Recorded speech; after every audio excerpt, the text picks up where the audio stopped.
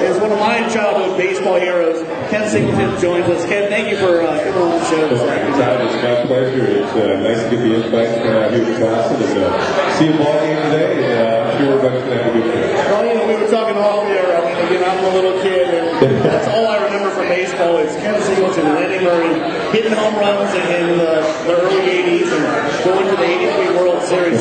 Just some great memories. But for you, a lot of your playing days and post-career days are all centered around New York. Growing up in New York, like you mentioned, played ball in Hofstra, who Dawson plays on a regular basis. Yeah, I noticed that. I didn't want to bring that up, but I did. You're kind of the enemy all the way around. But actually, I've lived here for 30-something years, so it's just an abstract rival for New York where I work, so that takes care of that. So you grew up in New York, played ball at Hofstra, and ended up getting drafted in the first round by, I don't know whether the Yankees were your childhood team or the Mets were, but that had to be terrific, getting your first chance in Major League Ball with the New York team. Yeah, I got drafted by the Mets, third overall, and I can't really say I was a fan of the Mets fan. Actually, I was more of a Giants fan because they had those days, and the Mets weren't particularly good. The Mets really became pretty good because they drafted a lot of good players, and they had a strong farm system, particularly pitchers, that really built their way up to win the World Championship in 1969. So then you ended up getting traded to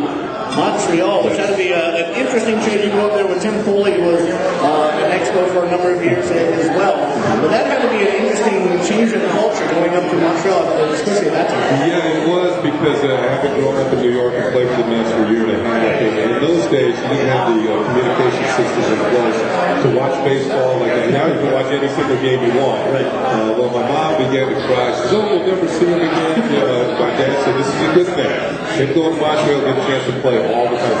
And that's exactly what happened. I made a name for myself in Montreal, a couple of really good years, and got myself on the Oriole radar. They were trying to trade for me, and eventually they did. I got the break in my career and I coached the Orioles. They ended up shooting one of their big names in Dave McNally. He was one of the Baltimore Oriole greats. He's from the Baltimore, some great years in the late 70s and early 80s. Really that when everybody starts talking about the good old days of Baltimore, that's always what they turn to is those years. Getting 2 World Series, obviously on 3 All-Star teams, really had to be the pinnacle of your career. Well, I played with the Orioles for 10 seasons. We had a winning record every single year. We averaged 90 wins a year. During that 10-year period, the Orioles won more regular season games than any other team. We did get the 2 World Series. We lost one and we won one. We had 15 of the same players on the team in 1983 that we had 79 when we lost to the Pirates. In this day and age, and even back then, that didn't happen very often. You had so many players remain with the team over a period of time. Of course, we could have become free agents. I think twice I could have become free agents. I didn't see injuries in the league. They were paying me pretty well. Good times. And also that it was a good team, and I enjoyed the guys I was playing with, so I didn't see any reason to leave. There was only speculation that I would go back to New York where I grew up. But which you did. No, well, I did, but we're not quite to that point yet. And but I remained with Baltimore and finished my career with the Orioles. So when you got to your first World Series in '79, and you guys pretty much favored to win that, Pittsburgh ends up winning that series. Yeah. How devastating was that? And did you think we're going to get a chance to do this again? So it was terrible, but we'll be right back. Yeah, it's kind of interesting because at the time you never take the World Series for granted. Too many things can happen during the course of the regular season. The injuries, players don't have the years you thought they were going to have, and you don't make it. So after we lost in '79, I mean, it was a devastating loss to do right here 3 games in a row. And we kind of blew the World Series. It happened because we got too overconfident, and I think we thought the Pirates were going to give up. Well, they didn't. Willie Stargell would not let them give up, and they came back and beat us. Well, as I said, in '83, when we got to Philadelphia in '83, once again we got to hit 3 games in a row. Nobody was overtime. Nobody was saying anything about winning until we got it back. And Scott Gray and I being fired for the shutout in the World Series. Just up the road here in Philadelphia. And I can recall coming back to Memorial Stadium, Memorial Stadium, West Right, people were hanging off light poles.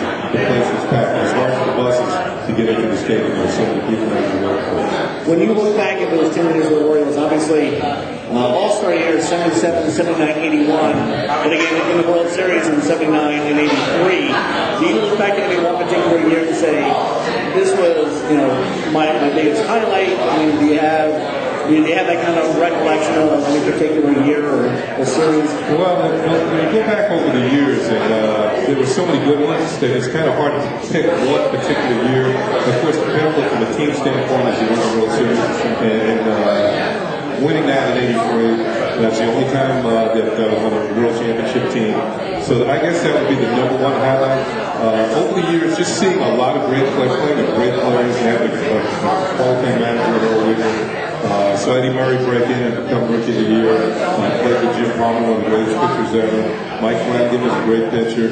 All the guys, Scott McGregor, Dennis Martinez. There was so many great teammates over the years. But not only were they good teammates, I'm still friendly with all of them. In fact, I was in Arizona yesterday. The day before that, I played golf with Al Hunter, who to this day is my best friend.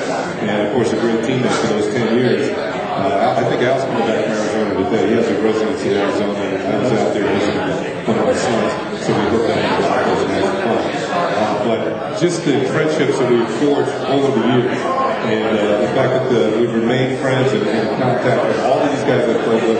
Not only were they great players and players who didn't like to lose, just like me, just didn't like losing. And whenever we lost, we treated it as a mistake and tried to rectify it the next day. But just to keep in touch with these guys over the years, we've done something that no Oriole team has done since. And that's one of our things from '83.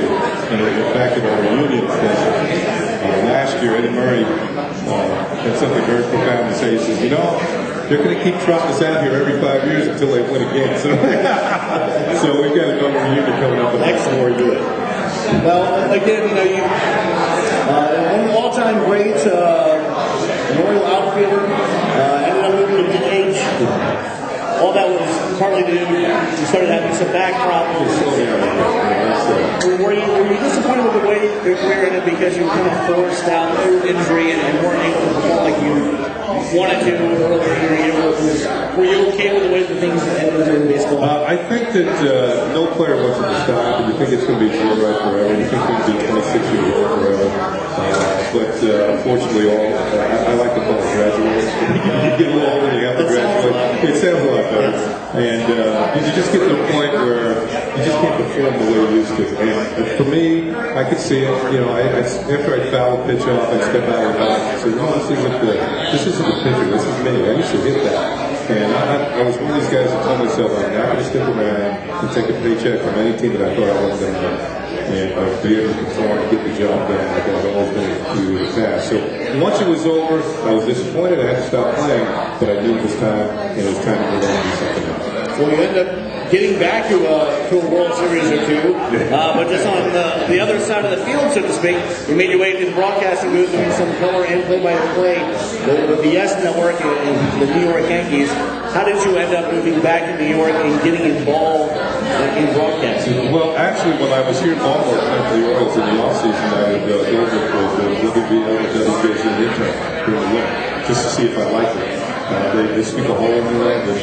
Broadcasting language is a lot different than everyday language. It's certainly different from baseball language, and I found that I liked it.